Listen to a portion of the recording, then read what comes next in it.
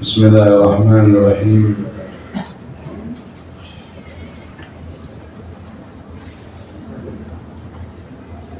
Assalamualaikum warahmatullahi wabarakatuh. Waalaikumsalam warahmatullahi wabarakatuh. Alhamdulillahi rabbil alamin. Wassalatu wassalam ala sayyidina Muhammadin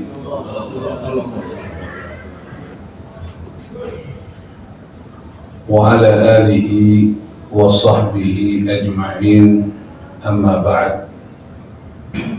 Kaum muslimin muslimat rahimakumullah, keluarga besar KB Bank Syariah Pusat yang dimuliakan oleh Allah Subhanahu wa taala, wabil khusus orang tua kita, para komisaris yang hadir, ada Bapak Haji Mustafa Abu Bakar dan Bapak Haji Dedi, para pimpinan, para hadirin hadirat rahimakumullah.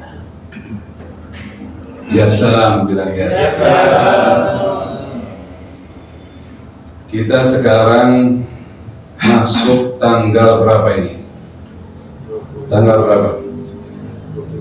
Tanggal 23. Subhanallah. Sekarang kita masuk tanggal 23 bulan Dzulhijjah. Bulan Dzulhijjah bertepatan tanggal 9 matahari Juni. Matahari ya, benar nggak? Kan Januari sama sampai Desember itu kan pakai bulan apa matahari sih? Matahari ya. Tapi ngomongnya pakai bulan ya. Tapi nggak apa-apa ya, biar. Berarti lebih terkenal hitungan bulan berarti. Ini tanggal 23 Dzulhijjah. Kalau di Islam itu hitungan pakai bulan. Perubahan tanggalnya yaitu waktu maghrib ke asar. Maghrib itu ghurub, matahari terbenam, bulan naik, maka perubahan tanggal. Karena ngitungnya pakai bulan, jadi tunggu bulan terbit baru berubah tanggal. Kalau yang satu ngitungnya pakai matahari, jam berapa berubahnya tuh? Kalau yang pakai matahari berubahnya kapan? Bukan pas terbit ya? Kenapa itu bisa jam 00? Kan mataharinya belum nongol gitu. Nah itu saya pernah nanya sama orang, kan kalau kita ngitung pakai bulan, jelas lah. Begitu matahari terbenam, ya kan, timbul bulan berubah tanggal, gitu kan. Nah kalau ini kok yang pakai hitungan matahari, katanya pakai matahari, kenapa nggak pas terbit? Kenapa jam 00? Jadi anak nanya-nanya, katanya kebanyakan jawabannya kesepakatan. Nggak tahu gimana lagi. Apa mungkin posisi 00 matahari di mana ya? Mestinya pas terbit ya harusnya. Ya kan? Ya salam. Waktu syuruk dong gitu. Tapi kesepakatan katanya, karena berkaitan dengan internasional. Wallahu a'lam. Dengan transfer uang juga ini kan, jadi kalau pakai terbit kan lain-lain nanti harinya, tanggalnya ya kan, pakai 00 gitu ya. Begitu bukan Pak Dedi, gimana tuh Pak Dedi? Begitu bukan Pak yang didengar Pak? Katanya kesepakatan gitu, supaya tanggalnya sama gitu. Jadi para hadirin, ini kita berada di Dzulhijjah penghujung. Dan sebagaimana kita semua memahami bahwa Dzulhijjah adalah bulan penutup tahun. Bulan penutup tahun. Jadi sebentar lagi kita akan masuk tahun baru. Sekarang kita berada di tahun 1447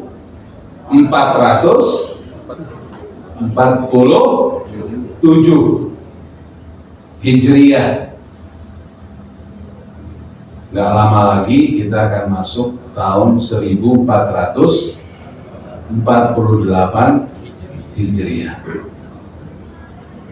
Nah, amalan apa yang harus kita lakukan nih di penghujung tahun? Pastinya kita harus berusaha menutup tahun dengan kebaikan. Insya Allah mudah-mudahan Allah ampuni dosa-dosa kita. Saya mau tanya, antum di tahun 1447 banyak bikin dosa apa banyak bikin amal soleh? Hah? Kok tahu bisa? Biasa. Jawaban orang beriman, sekalipun dia banyak bikin amal soleh, dia akan jawab banyakkan dosa. Itu jawaban orang beriman. Karena orang beriman itu berusaha melupakan amal solehnya dan mengingat dosanya. Agar apa? Pertama, agar dia selalu meminta ampunan Allah. Dia bisa merendah pada Allah. Kedua, dia tidak sombong. Ketiga, dia bisa memperbaiki amalnya ke depan. Biasa. Ini kita nih orang beriman, masya Allah loh ajarannya. Habis amal soleh aja kita disuruh istighfar. Jangankan antum bikin dosa, antum setelah beramal soleh dianjurkan apa? Istighfar. Contohnya apa? Habis sholat. Ini amal soleh paling hebat nih sholat.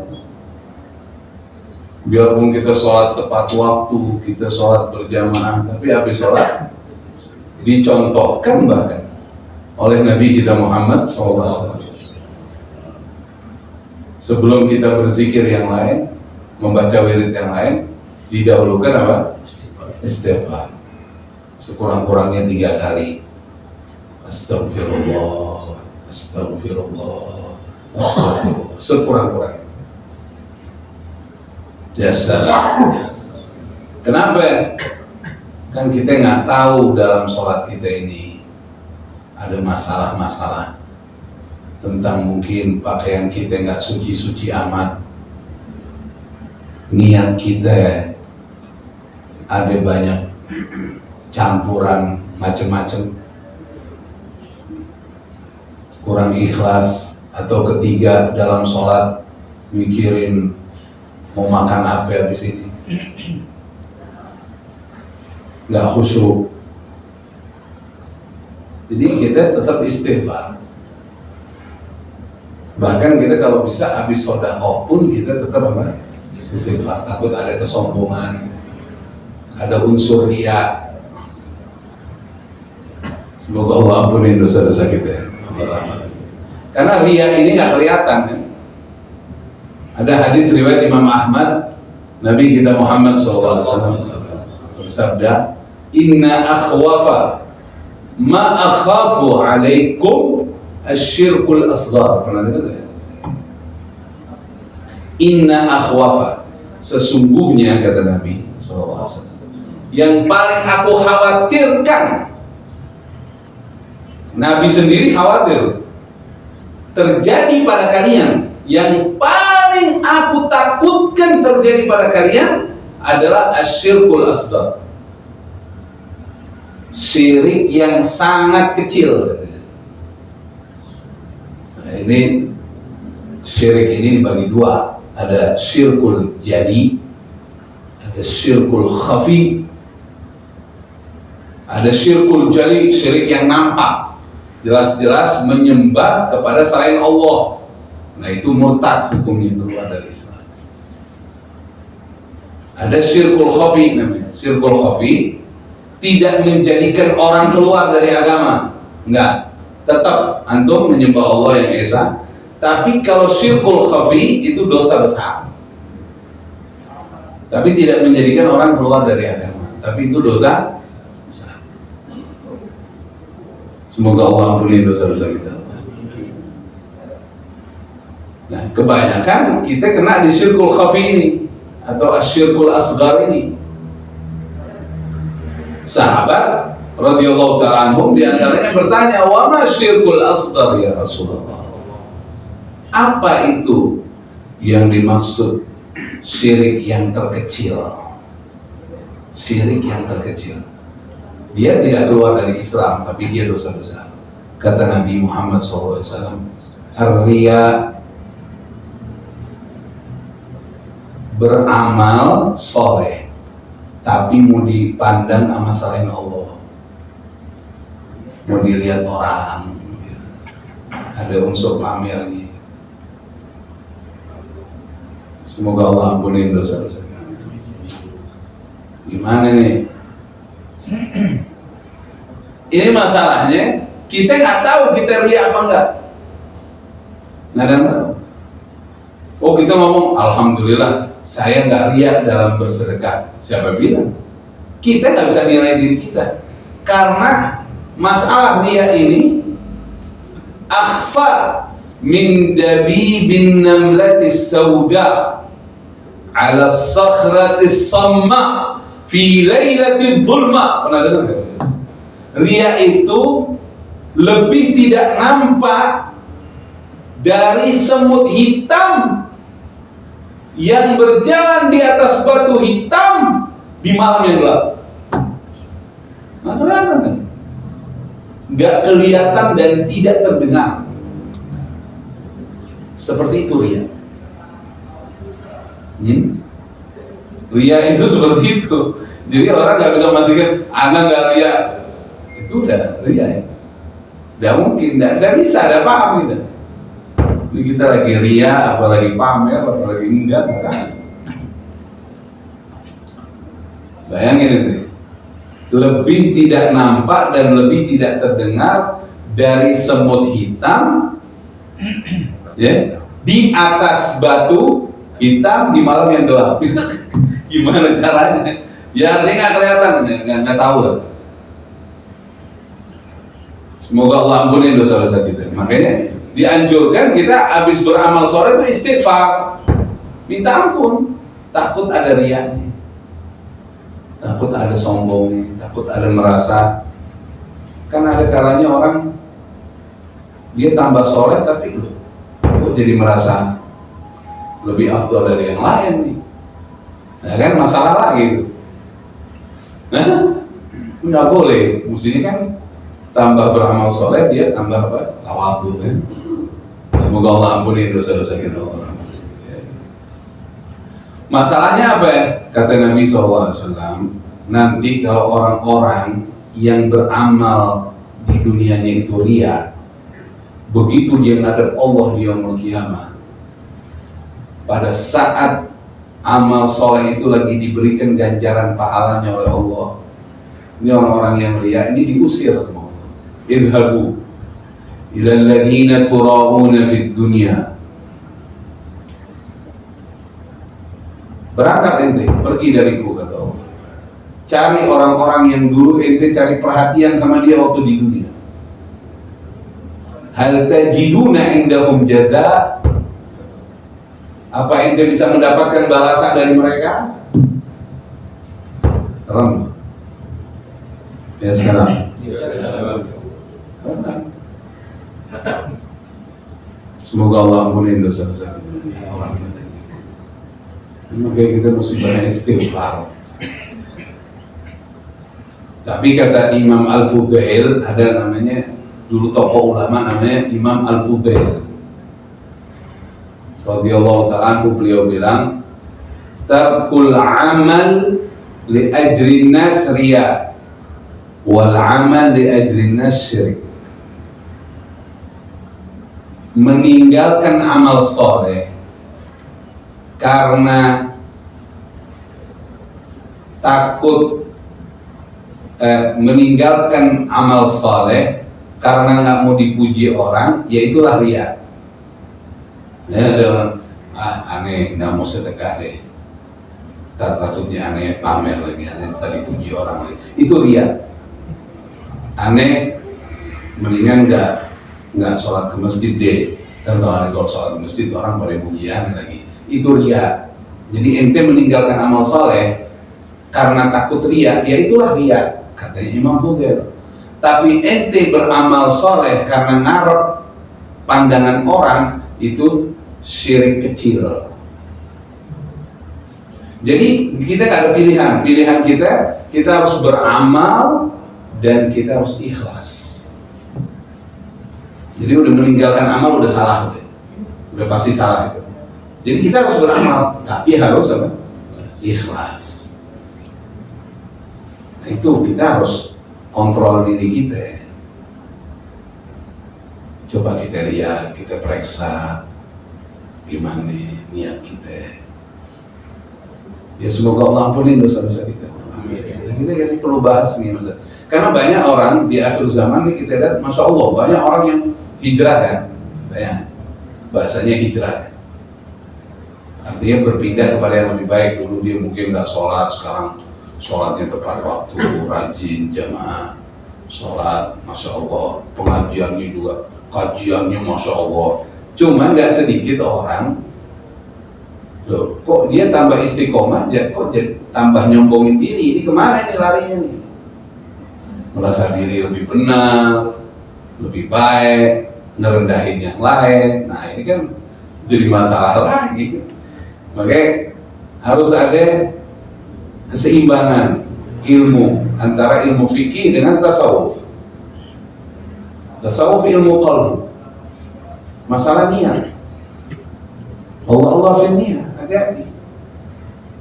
Orang yang sukses itu biasanya, yang sukses nyampe ke Allah itu, apa kata ada seorang ulama besar di zaman dulu namanya Syekh Abdul Qadir Al-Jailani radhiyallahu ta'ala anhu, beliau mengatakan, saya dekat pada Allah disebabkan ketawaduan dan merasa diri tidak lebih baik dari yang lain.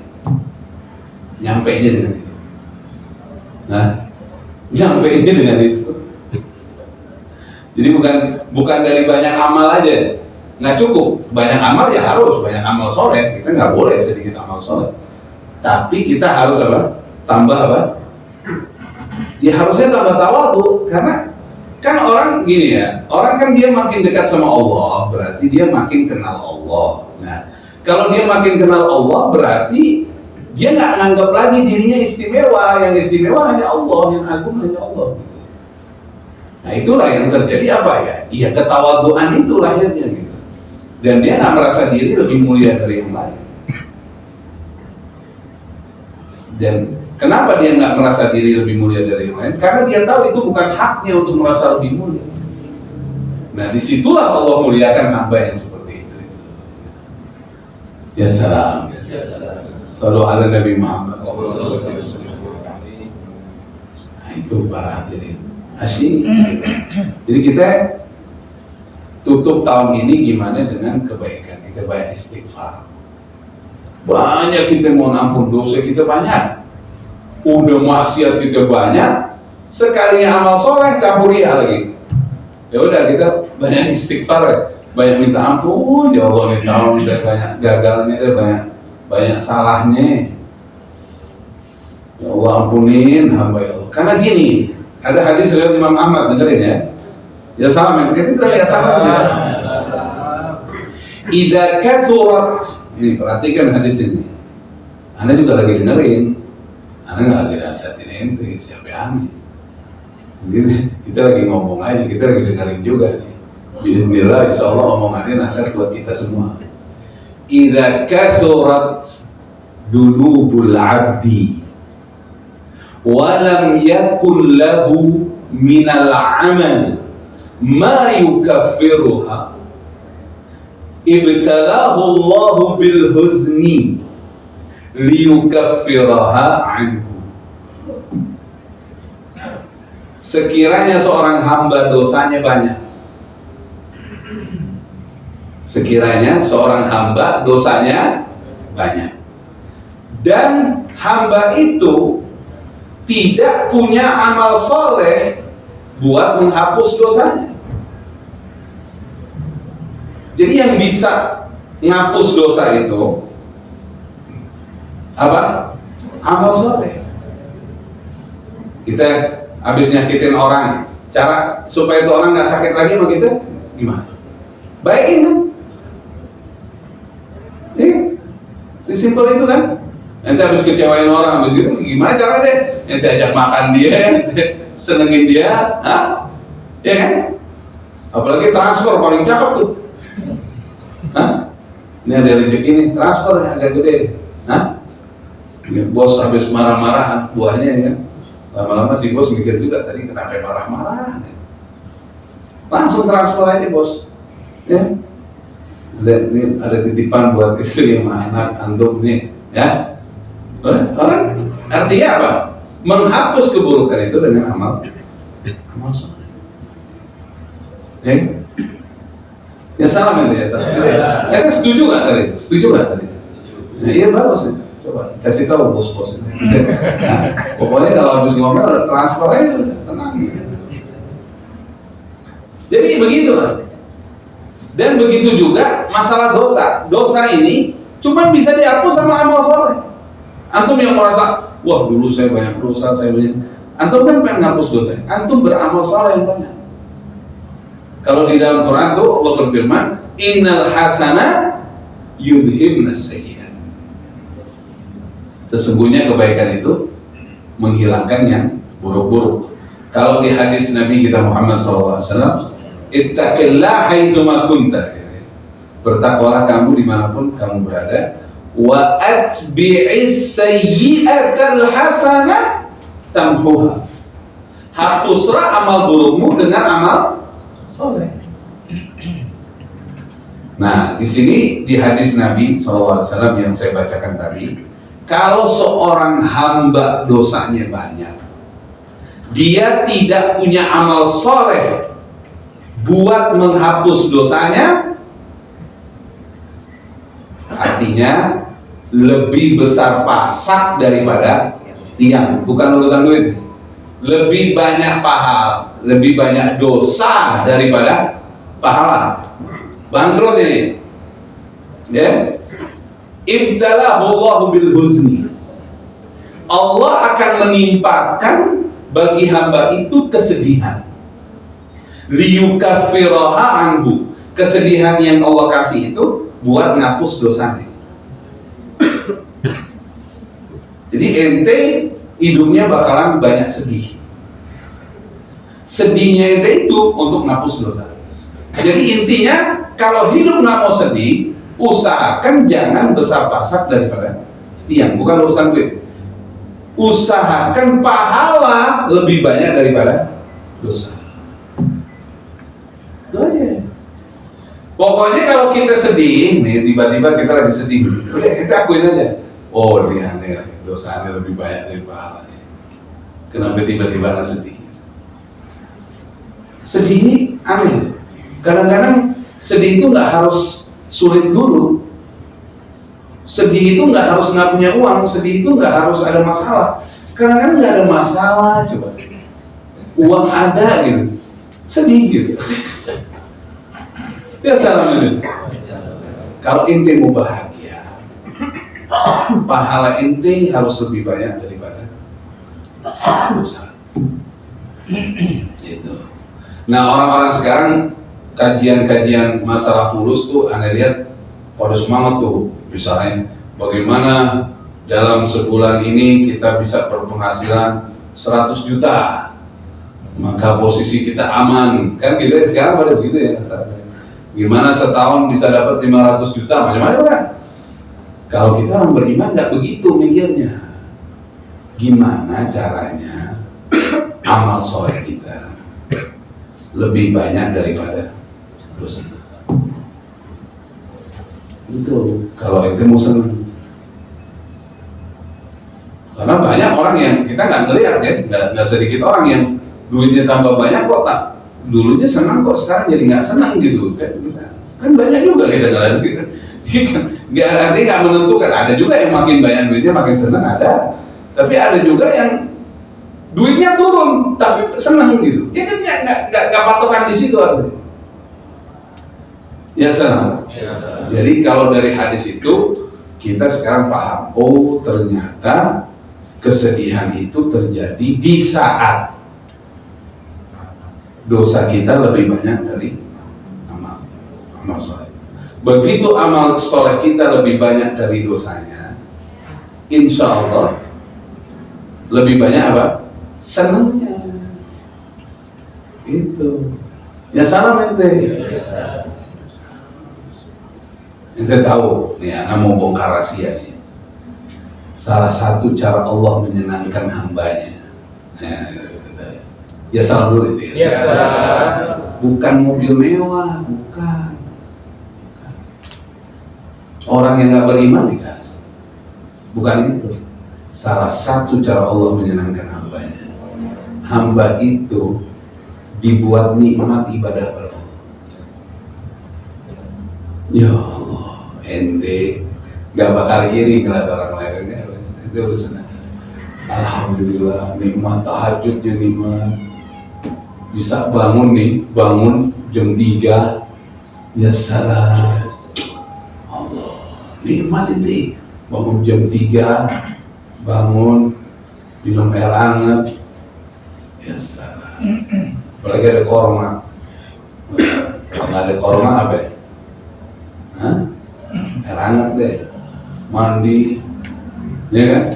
Sholat tahajud dulu di rumah, habis sholat tahajud jalan ke masjid sebelum azan tuh, waduh itu waktu favorit itu, asyik jalan ke masjid sebelum azan tuh, jangan habis azan, sebelum azan ke masjid, sholat lagi di masjid,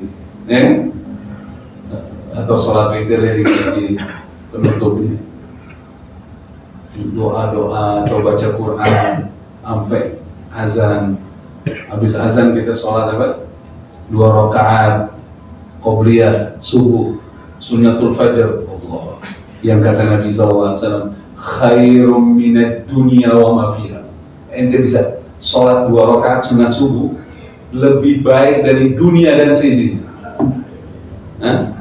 Itu nggak bisa. Itu duit 10 miliar kalah itu. Kalau ente percaya hadis, memang kagak kelihatan secara zahir, tapi itu nyata. Orang-orang yang gini ya, ente perhatikan, orang-orang yang nggak pernah hilangin waktu itu, ente bisa datang ke masjid sebelum subuh. Karena ini kan sunnah fajar ini kan ada 2 pendapat ulama. Ada yang bilang sunnah fajar itu 2 rakaat menjelang waktu subuh, sebelum azan. Ada lagi ulama yang berpendapat 2 rakaat sunnah fajar itu adalah setelah azan sebelum sholat subuh.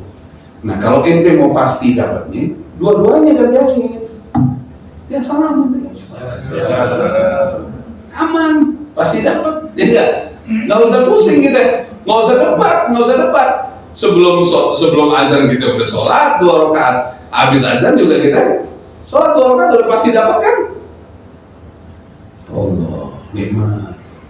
Ente tahu nih, ini salah satu karunia ya, orang yang kan kata Nabi lebih baik dari dunia dan sisi. Nanti Allah kasih di hati ente jiwa kaya.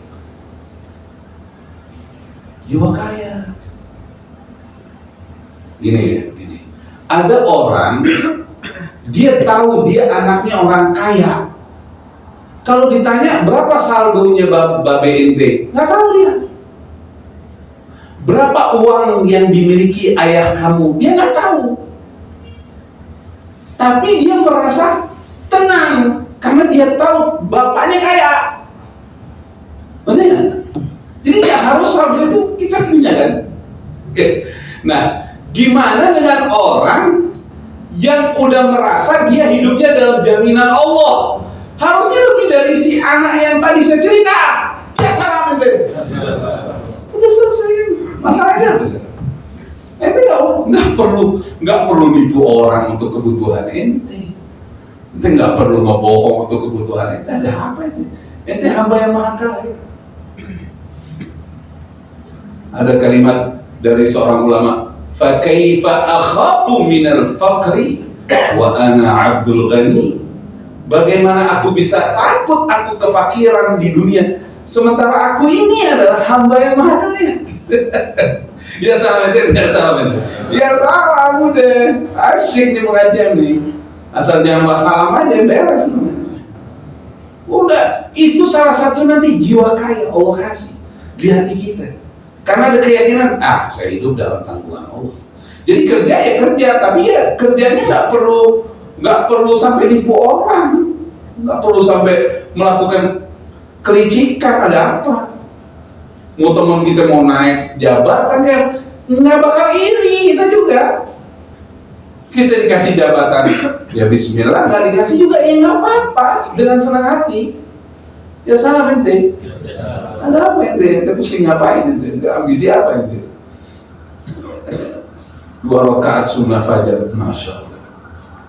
Dua-duanya kerjain. Memang ada 2 pendapat itu. Kalau saya dua-duanya saya kerjain sebelum subuh saya sholat 2 rakaat. Setelah azan kita sholat aja kan. Nanti sholat subuh jamaah. Man sholat subuh fahuwa fi dhimmatillah. Man sholat subha fahuwa fi dhimmatillah. Siapa orang sholat subuh, maksudnya kata ulama berjamaah, hari itu dia dalam jaminan Allah. Ini tadi kalau kita subuh jamaah, hari ini kita aman, kita dalam jaminan Allah semua. Apalagi ya salam. Ana nggak pernah melihat orang khawatir soal makan dalam perjalanan kalau diajak jalan sama orang kaya. Ana nggak pernah melihat, karena ana ngalamin. Ya salam deh. Kita diajak, saya jalan saya. Ini kita tahu nih, yang ngajak kita ini orangnya berfulus. Ada fulusnya. Nih apa nih? Ente. Ini jari nih. Fulus lagi. Innalillahi. Kita jalan sama dia. Mana kita khawatir loh? Nanti makan di mana nih? Makan enak apa enggak nih? Enggak ada khawatir kan? Ya sekarang gimana kalau kita posisinya kita meyakini hidup kita jaminannya Allah. Ngapain kita? Ini orang pada lucu juga ya. Udah tahu sholat 2 rakaat sunnah fajar lebih baik dari dunia dan sisinya, kagak dihadirin. Ya. Yang bicara ini Nabi kita Muhammad. Orang yang benar dalam perkataannya.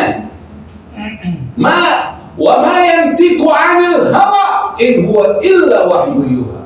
Bicaranya wahyu. Masa nggak percaya? Enggak, saya percaya. Kalau percaya pasti ngamalin.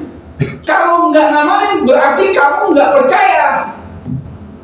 Nggak mungkin lah orang dikasih tahu, ente misalnya dikatakan ente sholat 2 rakaat sunnah subuh dapat duit 1 juta. Nggak mungkin ente nggak ngamalin, bohong.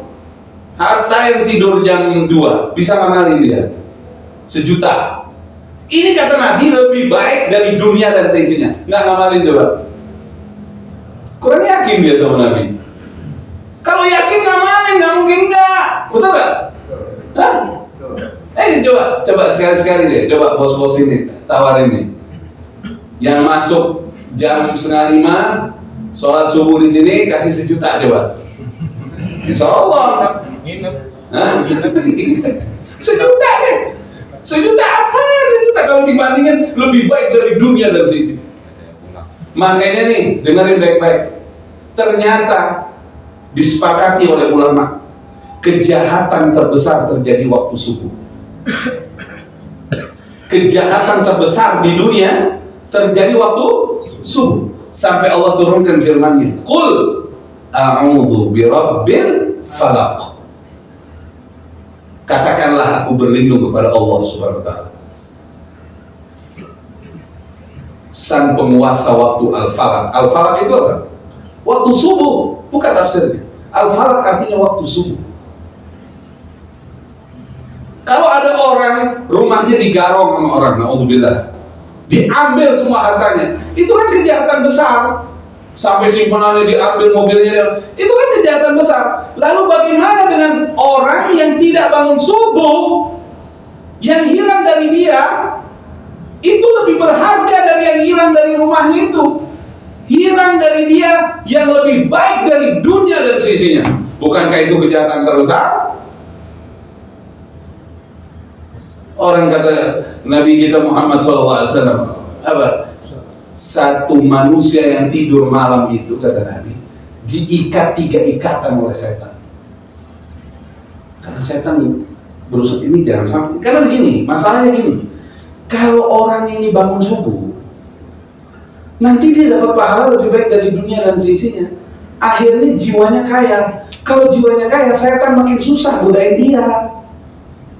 Jadi gimana caranya nih orang-orang nih jiwanya miskin?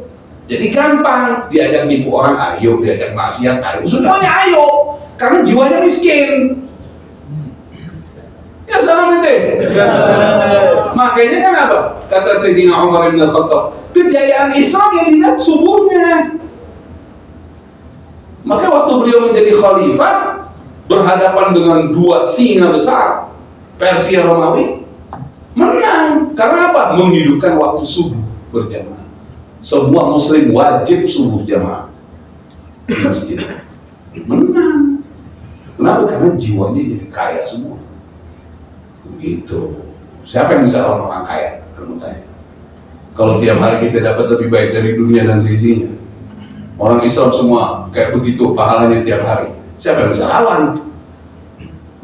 Yahudi nggak punya harta sebegitu, kalah dia. Ya karena antum pada bangunnya jam 7, setengah 7, ada jam setengah 6, ada yang bangun ngopi dulu, kurang aja tuh. Ada yang buka HP dulu, udah bangunnya telat buka HP dulu. Kacau dah. Ada yang bagus udah niat bangun, udah tulis, udah apa? Udah niat nih, alarmnya jam 3, bangun matiin doang tidur lah. Ada nggak di sini yang begitu? Mana di orang itu? Ada lagi, udah benar bangun jam 3, udah benar deh, udah ke ruang tamu deh, buka deh. Buka ya medsos itu. Apa istilahnya? Scroll. Ya. Terus aneh azan. Kayaknya banyak pengalaman nih. Udah pakai jadi buka, nggak boleh buka. Udah jangan. Langsung gitu. Minum air hangat, mandi, bawa haji, kita gelar sejadah. Apalagi kalau kayak kita nih ada kayu garu, ada buhur, kita nyarain, kasih wangi, jangan takut setan. Itu kebanyakan nonton film setan nih. Orang itu kalau nggak mau takut menghadapi hidup, dia orang beriman itu menghilangkan rasa takut hidupnya waktu malam. Dia ibadah, jadi rasa takut hidupnya hilang. Ibadah malam. Ini gara-gara nonton film setan, malamnya ketakutan. Gimana dia bisa menghadapi hidup? Makanya jadi tonton. Itu film setan yang dibikin itu. Kalau setan yang asli nonton juga takut, bukan cuma ini. Makanya jangan nonton itu. Anak nggak bakal mau nonton. Ada nggak ngaruh gimana? Ngaruh. Nanti kan saya ngaruh. Kita manusia biasa. Jangan ditonton, jangan dilihat. Itu hayalan semua. Hayalan, nanti akhirnya kebawa perasaan. Jangan tonton. Gak usah, ada apa kita nonton yang begitu. Oh ya, apa gunanya? Gak ada.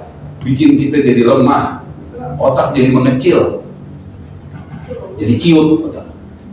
Jangan. Ya nggak? Ya salam ente. Justru kita menghilangkan ketakutan hidup di dunia ini. Caranya kita bangun malam. Lah kita kalau udah malamnya ditakutin ya, gimana kita mau hidup? Nggak bisa ente. Ente hidup tanpa tahajud berat loh. Coba anda mau tanya siapa orang bisa kuat hidup tanpa tahajud? Susah. Kebanyakan susahnya hidup berat. Wa minal laili fatahajjad bihi nafilatan lak Asa ayyab'atsaka rabbuka maqaman mahmuda. Malam-malam. Ya. Ya, insyaallah lah. Jadi intinya ini penutup tahun kita perbaiki diri kita istighfar. Nah, terus ke depan insyaallah kita lebih soleh lagi. Nah, sebagai penutup saya ingatkan para hadirin, nama tahun kita apa namanya? Hijriyah. Pertama karena dihitung dari peristiwa hijrahnya Nabi kita Muhammad SAW.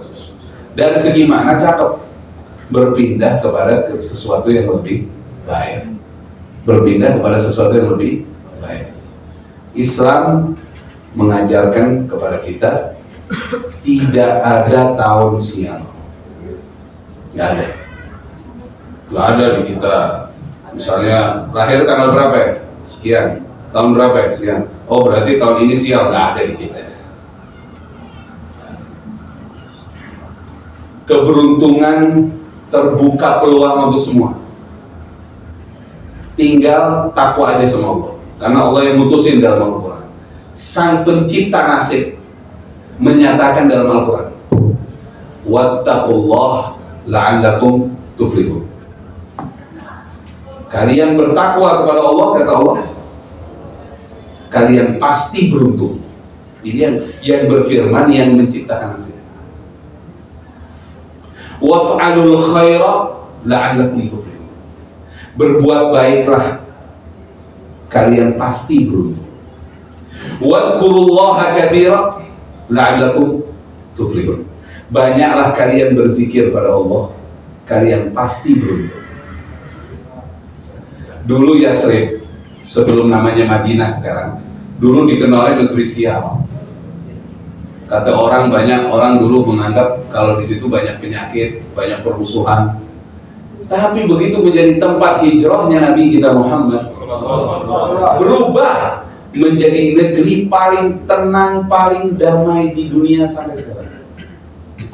Tanya semua orang umroh, tanya semua orang umroh, di mana dia mendapatkan tempat negeri paling tenang, paling damai? Kalau nggak di jauh Madinah. Tanya semua yang pernah berangkat ke Tanah Suci.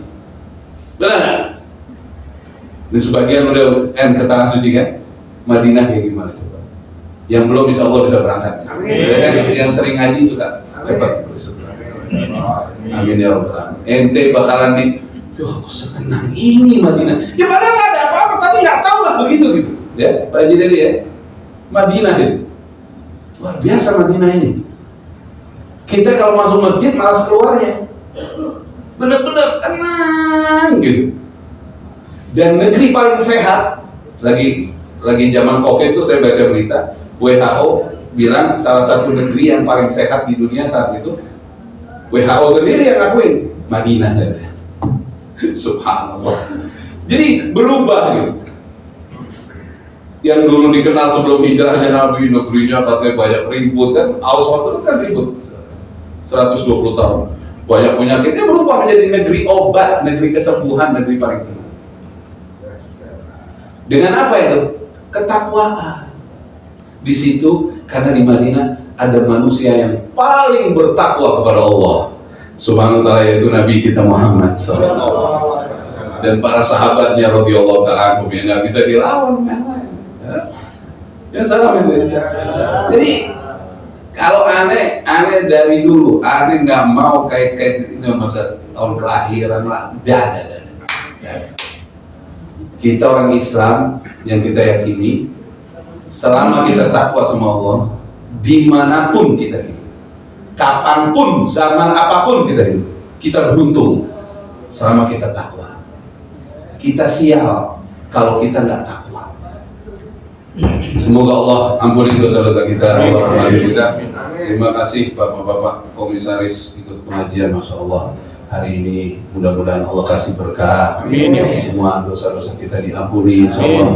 Tahun depan Allah jadikan keadaan kita jauh lebih baik. Amin. Ya kan? Siapa yang mau memperbaiki dirinya, maka perbaikilah amalnya.